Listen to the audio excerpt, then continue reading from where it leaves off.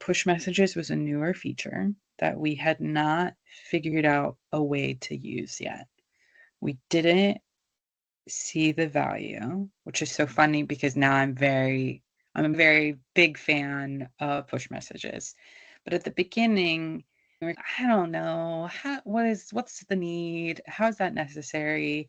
And then we were in a new HRIS tool, which we love. It's useful to us. It's incredible.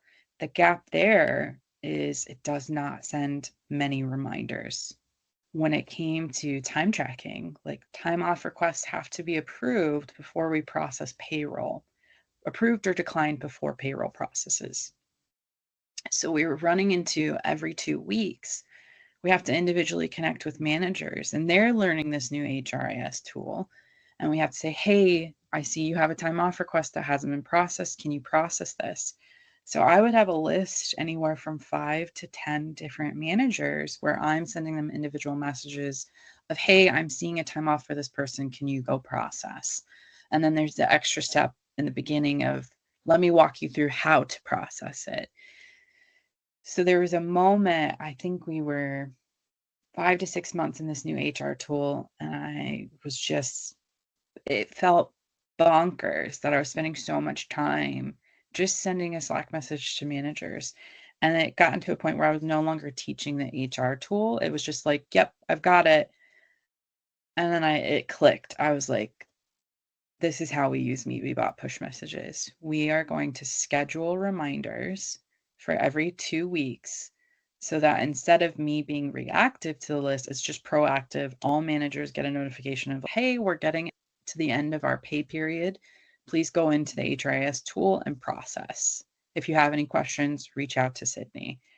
And from there, I just started to see the list drop. So instead of it being 10 managers, it was 8 managers max, then 5 managers max, then 3 managers max.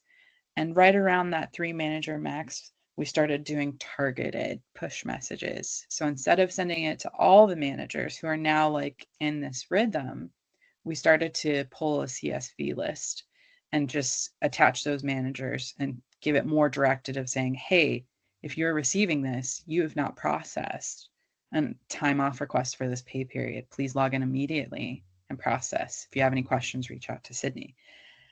And from there, like once it started getting targeted, the same managers I would see every 2 weeks started to drop off, and it would just be occasionally. So push messages changed our managers from being reactive and changed me from being reactive to now we're all proactive. And now we're in this rhythm in this process and we understand what it means. When you first told me the story afterwards, I was really reflecting on it. And it came to me that MeBeBot was your change management champion. And that I remember when you mentioned, we actually send less push messages now to the managers because they're just doing it.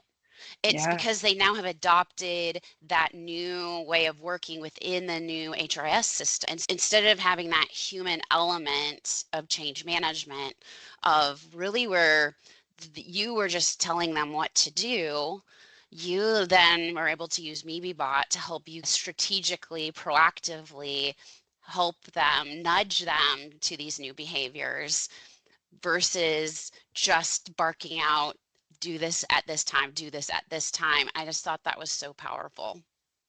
Yeah, it was a really amazing shift. And I think when I started to see the regular managers fall off the list, that made me feel like, oh, this has really accomplished something I wasn't even expecting.